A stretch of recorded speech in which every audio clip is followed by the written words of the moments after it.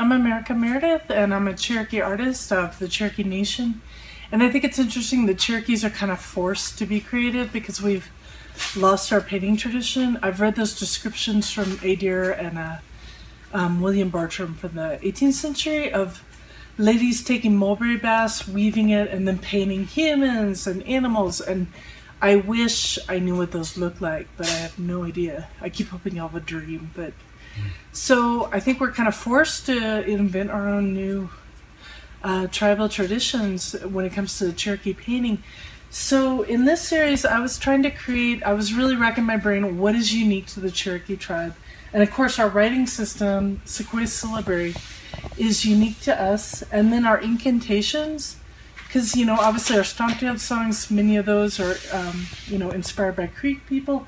But our incantations, and there's thousands of them, are completely unique to us. So you cannot, from the artwork, you can't create the incantation. And I've talked to elders, is this okay? And I stay at the really innocent side of the spectrum. So this painting that's going to be in the show is about a woman re-beautifying herself. So she's Eastern Band Cherokee, she's of African descent, and she's calling on these bird spirits and the spirits of tobacco to make her more beautiful and have more charisma. And this red outline, I use a lot of the color symbology, but the red is, victory and triumph, and it's also the most beautiful color, the East. And then blue is longing. And so I kind of, riffed on this and did different versions of these charms. So some of them are songs. Another one that will be in the show is about fishing better. So it's just kind of daily life, what people are interested, what's important to Cherokee people.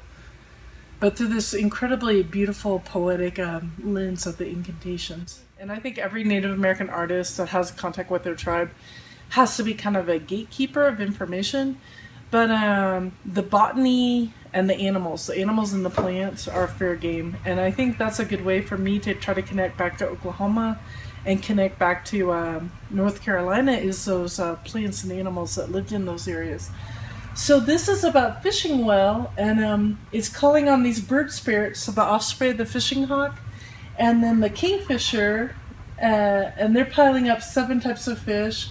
And then I use these pottery designs. So these are old Cherokee stamp pottery designs, pre-contact designs. And kind of trying to add something, because I'm always asking myself, what am I adding to the piece? Am I just recreating something, or am I adding something personal? And then they're also calling on the spirit of the crawdad. And this just means to fish better. And the purple in the clouds is kind of it's a prayer color. It's also kind of a magic color. And then the fish are in blue, and then these spirit crawdads are all in purple because they're kind of mystical. And then the reds are surrounding the birds because the birds are triumphantly catching the fish. So I just think it's a really interesting way to explore our natural world. I have animals, I have plants, I love them. So I always think humans are very closely integrated into the rest of the natural world. Sometimes we forget that, but I think it's really important to always pay attention to those connections with different species.